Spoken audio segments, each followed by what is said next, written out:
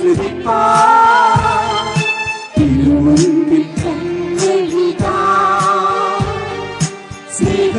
വചനം, സൗഖ്യത്തിൻ വചനം, നാഥാ നീ ചൊരിയണമേ.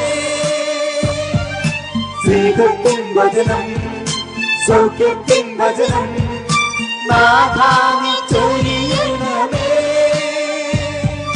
നാഥാവിൽ വഴികൾ സ്മരിപ്പാൻ തിരുമുൻപിൽ ഞങ്ങളിതാ.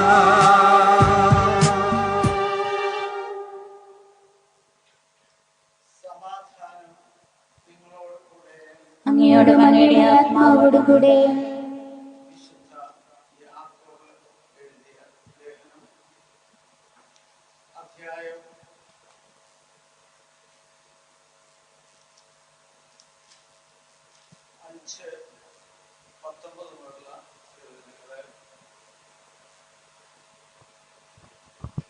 എന്റെ സഹോദരരെ, നിങ്ങളിൽ ഒരാൾ സത്യത്തിൽ നിന്ന് വ്യതിചലിക്കുകയും അവനെ വേറൊരാൾ തിരിച്ചു കൊണ്ടുവരികയും ചെയ്യുന്നെങ്കിൽ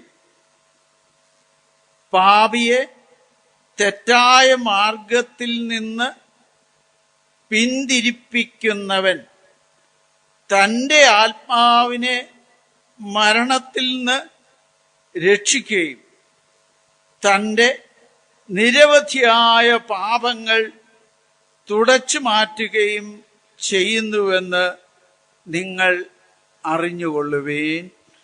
നമ്മുടെ കർത്താവായ മിശിഹായ്ക്ക് സ്തുതി. എല്ലാവരും ഇരിക്കുക. മിശിഹായില് ഒത്തിരി സ്നേഹമുള്ളവരെ, നമ്മളൊക്കെ ഈ ലോകത്തിൽ ജീവിക്കുന്നത് എന്തിനാണ് എന്ന് ഞാൻ ചിലപ്പോഴൊക്കെ ആലോചിക്കാറുണ്ട്. എന്തിനാണ് ഇവിടെ നമ്മളിങ്ങനെ ജീവിക്കുന്നത്? ഇടയ്ക്ക് നമ്മളോട് തന്നെ ഇടയ്ക്ക് ചോദിക്കണം. കുഞ്ഞുനാളിൽ വേദപാഠ ക്ലാസ്സിലൊക്കെ ചെല്ലുമ്പോൾ നമ്മൾ പഠിച്ചിട്ടുണ്ട് നമ്മൾ എന്തിനാ നമ്മളെ ദൈവം സൃഷ്ടിച്ചത് എന്നൊക്കെ. ദൈവം എന്നെ സൃഷ്ടിച്ചു എന്ന് നമ്മൾ പഠിക്കും. അത് കഴിഞ്ഞ് എന്തിനാ ദൈവം നിന്നെ സൃഷ്ടിച്ചത് എന്നൊരു ചോദ്യമുണ്ട്. ഇപ്പോഴത്തെ കാലഘട്ടത്തിലുണ്ടോ എന്ന് എനിക്ക് അറിഞ്ഞുകൂടാ. എന്നാൽ പണ്ട് ഞങ്ങളൊക്കെ പഠിക്കുമ്പോൾ ഇങ്ങനെയാണ്: ദൈവത്തെ അറിഞ്ഞ് സ്നേഹിച്ച് അവിടുത്തേക്ക് ശുശ്രൂഷ ചെയ്ത് നിത്യഭാഗ്യം സ്വർഗരാജ്യം നേടാൻ വേണ്ടിയാണ് ദൈവം എന്നെ സൃഷ്ടിച്ചത്. അപ്പൊ നമ്മുടെ എല്ലാം ജീവിതത്തിന്റെ ആത്യന്തിക ലക്ഷ്യം സ്വർഗരാജ്യം നേടുക എന്നുള്ളതാണ്. ഇന്ന് പലപ്പോഴും നമ്മൾ ജീവിത വ്യഗ്രതയിൽ ചിലപ്പോൾ നമുക്ക് പലതും കാണുമ്പോൾ ഈ ലോകത്തിൽ ഒരു നല്ല വീടുണ്ടാക്കിയാൽ പിന്നെ എല്ലാം തികഞ്ഞു എന്ന് നമ്മൾ ചിന്തിക്കുന്ന ഒരു കാലഘട്ടം. ചിലരെല്ലാം പ്രാർത്ഥിക്കാറുണ്ട്, കർത്താവേ ഞങ്ങൾക്കൊരു വീട് തരണേ. പ്രാർത്ഥിക്കുന്നത് തെറ്റൊന്നുമല്ല, നല്ല വീട്ടിൽ കിടക്കുന്നത് നല്ലതാണ്. പക്ഷേ കെട്ടിടം എത്ര മനോഹരമായാലും കെട്ടിടത്തിൽ താമസിക്കുന്നവരുടെ മനസ്സുകൾ തമ്മിൽ ഐക്യപ്പെട്ടില്ലെങ്കിൽ ആ വീടിൻ്റെ പണി എത്ര മനോഹരമായാലും കാര്യമില്ല എന്ന് വിശ്വസിക്കുന്ന ഒരു പോർഷനാണ് ഞാൻ. അതുകൊണ്ട് നമ്മുടെ കെട്ടിടത്തിൻ്റെ വലുപ്പമല്ല, അതിൽ വസിക്കുന്നവരുടെ ആത്മീയമായ പൊരുത്തമാണ് ജീവിതത്തിൻ്റെ ഏറ്റവും ശ്രേഷ്ഠത. അപ്പം നമ്മൾ മനുഷ്യരാകുമ്പോൾ ചിലപ്പോഴൊക്കെ നമുക്ക് കുറവ് വരുമെന്ന് ദൈവത്തിന് തന്നെ അറിയാം. അതുകൊണ്ട് ദൈവം തമ്പുരാന് ഒരു കാര്യം പറഞ്ഞു തന്നു നമുക്ക്. തൻ്റെ പ്രിയദാസനായ യാക്കോബിലൂടെ പറഞ്ഞു, നമുക്കൊക്കെ കുറവുണ്ടെങ്കിൽ അത് പരിഹരിക്കാൻ ഏറ്റവും എളുപ്പമുള്ളൊരു മാർഗം ഞാൻ മനസ്സിലാക്കിയതും നിങ്ങൾക്ക് പറഞ്ഞു തരാൻ ആഗ്രഹിക്കുന്നതുമായ ഒരു കാര്യം ഇതാണ്. ഇത് കാണാതെ പഠിച്ച് നമ്മൾ ഇടയ്ക്കൊക്കെ ഉപയോഗിക്കണം.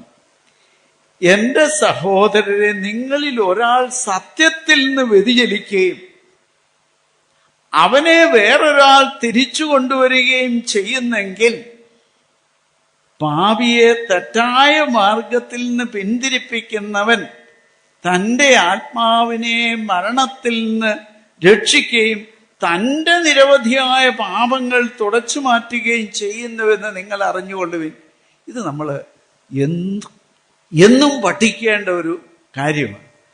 നമുക്കൊക്കെ കുറവുണ്ടെങ്കിൽ അത് പരിഹരിക്കാൻ ഏറ്റവും നല്ല മാർഗമാണ് ഒരാള് പാപവഴികളിലാണ്, തെറ്റായ മാർഗത്തിലാണ് എന്ന് നമ്മൾ തിരിച്ചറിഞ്ഞാൽ നമ്മൾ അവനെപ്പറ്റി നാട് നീളെ വിളിച്ചു പറയുകയല്ല, അവനെ രഹസ്യമായിട്ട് നന്മയുടെ വഴിയെ കൊണ്ടുവന്നാൽ അതിൻ്റെ ഗുണം നമുക്ക് നേരത്തെ വല്ല പാപകടങ്ങളും കിടപ്പുണ്ടെങ്കിൽ അതൊക്കെ കഴുകിക്കളയാനായിട്ട് പറ്റുന്ന നല്ലൊരു മരുന്നാണ് നമുക്ക് ഈ മരുന്ന്. ആത്മീയമായ നല്ലൊരു മരുന്നാണ്. നമ്മളിപ്പം മുഖത്ത് പാടുമാറ്റാൻ വേണ്ടി പലതരത്തിലുള്ള TV ഒക്കെ കാണുകയാണെങ്കിൽ കാണാം എന്തെല്ലാം സംഗതികളായി ഇന്ന് ഈ മുഖത്ത്. ഒരു ദിവസം കഴിച്ചേച്ച് കഴുകിയിട്ട് നോക്കിക്കഴിയുമ്പോഴത്തേനും കണ്ടീഷനായി സൗന്ദര്യം വളരെ കൂടി വെളുത്ത് നല്ല പകിട്ടായിട്ടുണ്ട് എന്നൊക്കെ പരസ്യം കാണുമ്പോൾ നമ്മൾ ഓടിപ്പോയി വില കൂടിയതാണെങ്കിലും വേണ്ടിയാൽ അത് മേടിക്കും. ഇത് നമ്മുടെ ഒരു സ്വഭാവമാണ്. ഇച്ചിരി കൂടി ഒന്ന് സൗന്ദര്യം കിട്ടിയാൽ കൊള്ളാമായിരുന്നു എന്ന് നമ്മളൊക്കെ ഒന്ന് മോഹിക്കും.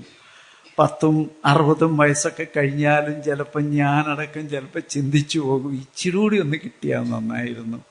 അപ്പം അങ്ങനെയുള്ള ബലഹീനതയുള്ള നമ്മളെ ഈ വിധത്തില് പരസ്യത്തിലൂടെ സൗന്ദര്യവാനും സുന്ദരനും സുന്ദരിയുമൊക്കെ ആക്കാൻ ലോകം ശ്രമിക്കുമ്പം ആത്മാവിൽ നിറഞ്ഞ് യാക്കോബ് പറയുക, നമ്മുടെ ദേഹത്ത് പറ്റിയിരിക്കുന്ന മുറിവിൻ്റെ പാടുകള് കഴുകിക്കളയണം. ചിലപ്പം നമുക്കറിയാം ചിലത് പറ്റിയാൽ ഉടനെ പാട് പോവുകയില്ല. ചൂടുപനി വന്നാൽ ഉടനെ അതിൻ്റെ പാട് മാഞ്ഞു പോവുകയില്ല. രക്തചന്ദനം അരച്ചു തേക്കും എന്നൊക്കെ പറഞ്ഞു കേട്ടിട്ടുണ്ട്. ഏതാണെങ്കിലും ഇതുപോലെയുള്ള ചില പാടുകളും വടുക്കളുമൊക്കെ നമ്മുടെ ദേഹത്തും മനസ്സിലൊക്കെ ഉണ്ടായിട്ടുണ്ടെങ്കിൽ അത് മാറ്റിക്കളയാനുള്ള ഒരു മരുന്ന് നമുക്കിന്ന് കിട്ടിയിരിക്കുകയാണ് പ്രിയപ്പെട്ടവരെ. അത് നമ്മൾ ശരിക്ക് കഴിക്കണം. നമ്മുടെ സഹോദരങ്ങൾ തെറ്റിൻ്റെ വഴിയിലൂടെ കടന്നു പോകുമ്പോൾ അവനെ നന്മയിലേക്ക് തിരിച്ചു കൊണ്ടുവരുവാൻ നമുക്ക് സാധിക്കണം. ഇത് നമ്മളെന്നും പ്രായോഗികമാക്കണം. ഞാൻ പണ്ട് മദ്യപാന രോഗികളോട് പറഞ്ഞിരുന്നൊരു കാര്യമാണ്, നീ രക്ഷപ്പെട്ടു, നീ ഇനി രക്ഷപ്പെട്ടു, ഞാൻ ഇനി കുടിക്കുന്നില്ല എന്ന് തീരുമാനമൊക്കെ എടുത്തിട്ട് കാര്യമില്ല. ഇതേപോലെ രോഗികളായിരിക്കുന്ന ആളുകളെ രക്ഷിക്കാനായിട്ട് നീ ശ്രമിക്കുമ്പോൾ നിനക്ക് നേരത്തെ ഏതെങ്കിലും കുറവുകളൊക്കെ പറ്റിയിട്ടുണ്ടെങ്കിൽ അത് മാറ്റിക്കളയാൻ ദൈവം കൂടുതൽ ശക്തി തരുന്ന ഒരു പ്രവർത്തന മേഖലയായിരിക്കും ഇത് എന്ന്.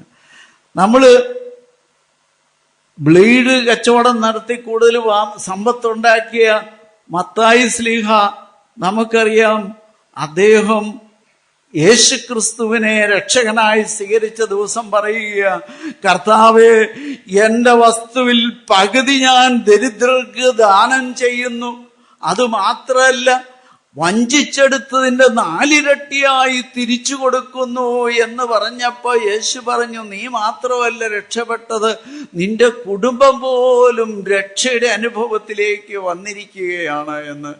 ഇതുപോലെ നമ്മൾ രക്ഷിക്കപ്പെടുകയും മറ്റുള്ളവരെ രക്ഷിക്കാൻ നമ്മുടെ ഏത് മേഖലകളിലാണ് നമുക്ക് തെറ്റുപറ്റിയിട്ടുള്ളതെങ്കിൽ അതിന് അനുസൃതമായി നന്മ ചെയ്യാൻ നമുക്ക് സാധിക്കണം.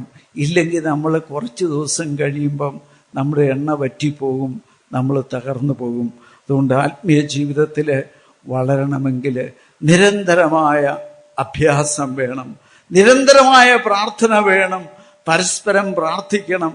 നമ്മുടെ ഉള്ളിൽ വെറുപ്പുണ്ടാകാതെ നമ്മൾ എപ്പോഴും സൂക്ഷിക്കണം.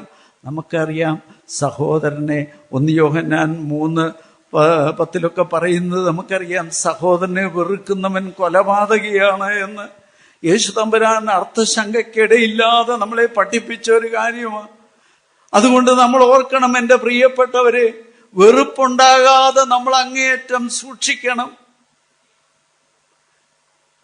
കൊലപാതകയ്ക്ക് സാധാരണഗതിയിൽ ഒന്നെങ്കിൽ ചില രാജ്യത്താണെങ്കിൽ തൂക്കുകയറാ, അല്ലെങ്കിൽ ജീവപര്യന്തം തടവാ. ഇത് അങ്ങനെയെങ്കിൽ നമ്മൾ നാഴികയ്ക്ക് 40 വട്ടം നമ്മൾ മറ്റുള്ളവന് ചിലപ്പം ഭാര്യയോട് മിണ്ടാതെ വെറുപ്പ് തോന്നിയാൽ അവന് കൊലപാതകിയായിട്ട് ദൈവം കണക്ക് കൂട്ടുന്ന ഭർത്താക്കന്മാര്, അല്ലെങ്കിൽ ഭാര്യമാര്, മക്കള്, അയൽവക്കംകാര്, ഇതൊക്കെ നമ്മൾ ഓർക്കണം. നമ്മളെ ദൈവം തമ്പുരാൻ കൊലപാതകിയായിട്ട് കണക്കാക്കി തടവ് ശിക്ഷയ്ക്ക് വിധിച്ചിട്ടുണ്ടോ? അല്ലെങ്കിൽ തൂക്കുമരത്തിൽ കയറ്റാൻ നമ്മൾ യോഗ്യരാണോ? ആണെങ്കിൽ ഇന്നാണ് രക്ഷയുടെ ദിവസം. നമുക്ക് അനുദപിക്കാൻ പ്രിയപ്പെട്ടവരെ. നമ്മുടെ ജീവിതത്തിൽ വിദ്വേഷം വഴി നമ്മൾ അശുദ്ധരായി തീരുമെന്ന് തിരുവചനം നമ്മളെ ഓർപ്പിക്കുന്നുണ്ടെങ്കിൽ നമ്മുടെ ഉള്ളിൽ നിന്ന് ഓരോ ദിവസവും നമുക്ക് ഈ വെറുപ്പിന്റെ മതിലുകൾ പൊളിച്ച് കളയണം.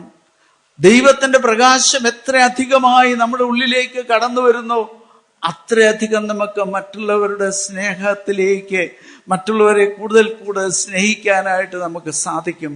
ഈ സ്നേഹവലയത്തിൽ എന്നും ജീവിക്കുവാൻ, മരണം വരെ ജീവിക്കുവാൻ ഇടയാകുക എന്നുള്ളതാണ് സ്വർഗരാജ്യ പ്രാപ്തിക്കുള്ള ഏറ്റവും നല്ല മരുന്ന്. അതിന് നമ്മൾ രക്ഷപ്പെടുമ്പോൾ തന്നെ മറ്റുള്ളവരെയും രക്ഷയുടെ തുറമുഖത്തേക്ക് അടുപ്പിക്കാൻ നമുക്ക് ശ്രമിക്കാം. അതിന് പരിശുദ്ധാത്മാവ് നമുക്ക് ശക്തി നൽകട്ടെ. നമുക്ക് എഴുന്നേറ്റ് നിന്ന് നമ്മുടെ എല്ലാ കുറവുകളും യേശുവിൻ്റെ തിരുരക്തം വഴി കഴുകി നമ്മളെല്ലാം വിശുദ്ധരാകുന്നതിന് വേണ്ടി പ്രാർത്ഥിക്കാം. നല്ല കർത്താവേ, നിന്റെ കുരിശിൽ നിന്നൊഴുകിയ തിരുരക്തത്തിന്റെ ശക്തിയാൽ ഈ ഭവനത്തിലേക്ക് കടന്നു വന്ന നിന്റെ മക്കളുടെ ജീവിതത്തിൽ നിന്ന് വെറുപ്പിന്റെയും വിദ്വേഷത്തിന്റെയുമായ എല്ലാ അശുദ്ധിയും ഈ നിമിഷം തന്നെ അവിടുന്ന് എടുത്തു മാറ്റി, കർത്താവായ യേശുവെ, ക്ഷമിക്കുന്ന വലിയൊരു ഹൃദയം ഞങ്ങൾക്ക് ഓരോരുത്തർക്കും ഈ നിമിഷം തന്നെ നൽകിക്കൊണ്ട്, നിന്റെ കൃപയാൽ ഞങ്ങൾ ഓരോരുത്തരെയും നിറച്ചുകൊണ്ട്, ആത്മശക്തിയാൽ ഞങ്ങൾ ഓരോരുത്തരും പൂരിതരാകട്ടെ. കുരിശിൽ നിന്ന് അവിടുന്ന് ഒഴുക്കിയ തിരുരക്തം എല്ലാ കടങ്ങളും മോചിച്ച് ഞങ്ങളെ വിശുദ്ധരാക്കി മാറ്റട്ടെ.